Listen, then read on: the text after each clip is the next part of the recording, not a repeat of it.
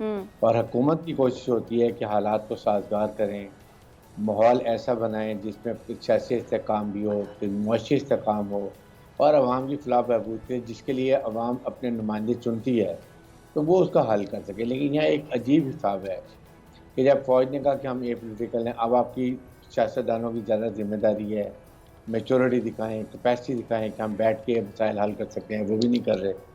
फिर उसके बाद अगर जैसे मुज़ाकरात हुए, मुज़ाकरा से पहले आपने देखा कि ख्वाजा आसिफ ने कैसी स्टेटमेंट दे दी। उसके बाद आपके सामने वो मरियम नवाज ने स्टेटमेंट दी जी है। फिर जी।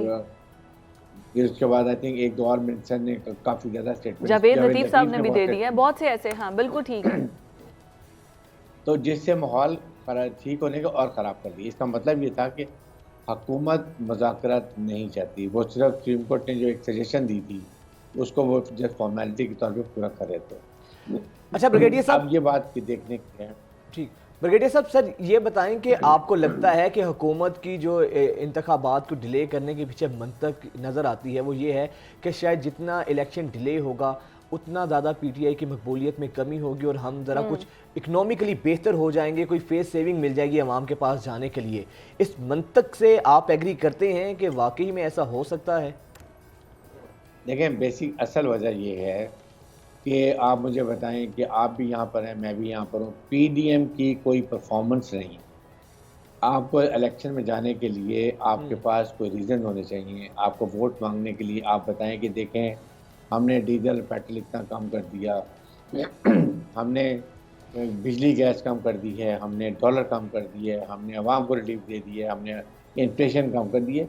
What will they tell when you go for elections? एक तो बेसिक ये वजह, वो चाह रहे हैं कि इलेक्शन जितना लेट हो जाए, उसमें ये फ़ायदा होगा कि ये कुछ ये आई में वर्ल्ड बैंक से पैसा मिलता है, बजट में कोई अच्छा रिलीफ दे देंगे, शायद अपना वोट बैंक इम्प्रूव कर लें।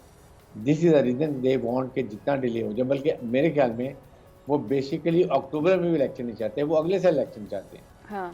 ताकि वो परफॉर्मेंस करें और उसके बाद they have a reason to ask people to हमें वोट कास्ट करें। लेकिन देखना ये है कि इस वक्त जो हालात हैं, सुप्रीम कोर्ट का केस चल रहा है, फिर आपके साथ मुज़ाकरात हो रहे थे, पीटीआई ने कहा कि हम 14 से पहले आप रिज़ाइन करें, असेंबली डिसॉल्व करें। At least they could have said ठीक है, आप डेट हम देते हैं कि हम जो ही बजट अनाउंस करेंगे जून में और हम मिडल जून या एंड ऑफ जून में असेंबली रिज़ाइन कर देंगे, अगस्त में इलेक्शन करा देंगे। Still PTI could have agreed.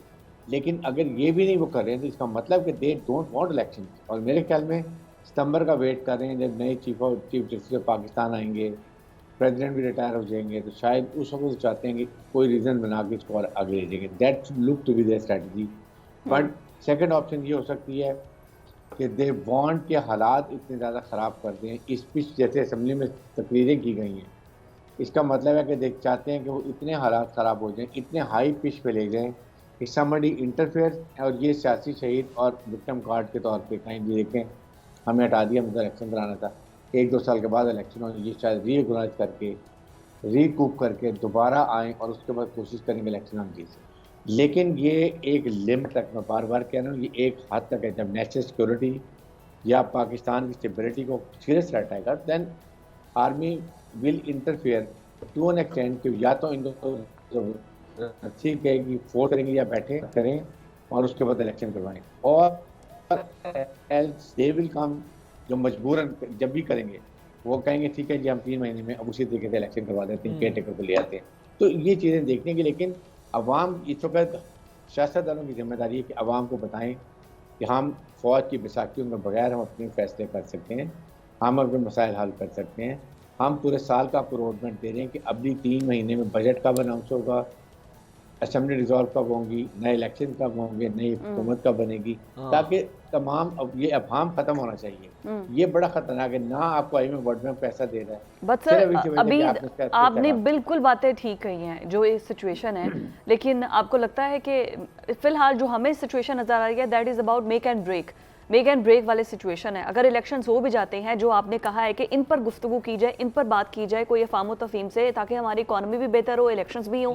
Sir elections के बाद मसला तो फिर वही है ना, इन्होंने इलेक्शन के लिए इंतखाबी इस्लाहात तो की नहीं है, एक पार्टी मानेगी नहीं, कहेगी रिगिंग की गई है, हम इन हल्कों को मानते नहीं है, हल्कों को दोबारा खिलाए, पीएम जो आएगा वो सिलेक्टेड नहीं है, इलेक्टेड नहीं है बल्कि सिलेक्टेड है, वही हिस्ट्री दोबारा रिपीट होगी। नहीं, मेरे ख्याल में ऐसी बात अब नहीं होगी, क्योंकि अब ये उन्होंने मुज़ाकरात में डिसाइड किया कि अभी जब इलेक्शन होंगे बोथ साइड विल एक्सेप्ट ये रिस्पॉन्सिबिलिटी, इलेक्शन फेयर, ट्रांसपेरेंट और फ्री हुए। नंबर 2, और फिर जो भी हुकूमत आएगी उसको अवाम का क्योंकि मैंडेट होगा, अवाम की मर्जी से आएगी, चाहे वो पीटीआई हो या पीडीएम हो, तो फिर कम से कम ये हो सकेगा कि दुनिया देखेगी कि 5 साल की नई हुकूमत आ गई है, तो उसकी क्रेडिबिलिटी हो जाएगी, उसमें हुकूमत की पार्टी भी होगी और अपोजिशन भी। अभी तो पार्लियामेंट देखें, पार्लियामेंट की क्रेडिबिलिटी है ही नहीं।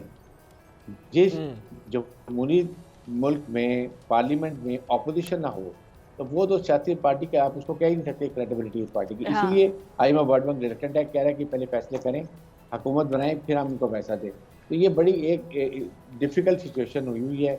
लेकिन आप देखें ना, आपके सामने मुल्क का ये हाल है। वाई प्रेसिडेंट शुड गो, जो प्राइम मिनिस्टर शुड गो 6 दिन के लिए, 7 दिन के लिए वो जाके इंग्लैंड में ताजपोशी में बैठे जाके, क्या उनके मुल्क ज़्यादा बेहतर है कि नहीं? किसी को रिप्रेजेंटेटिव भेज देते, अपने बिहार पे किसी मिनिस्टर को भेज देते और prime minister should have been here to sort out this issue. मेरा तो बस चलता है कि एस्टैब्लिशमेंट इन सारी पार्टियों को एक कमरे में बंद करे, बाहर ताला लगाए, को आप 3 दिन हम दे रहे हैं, फैसला करें, करके उठेंगे। क्या हाल बताया आपने।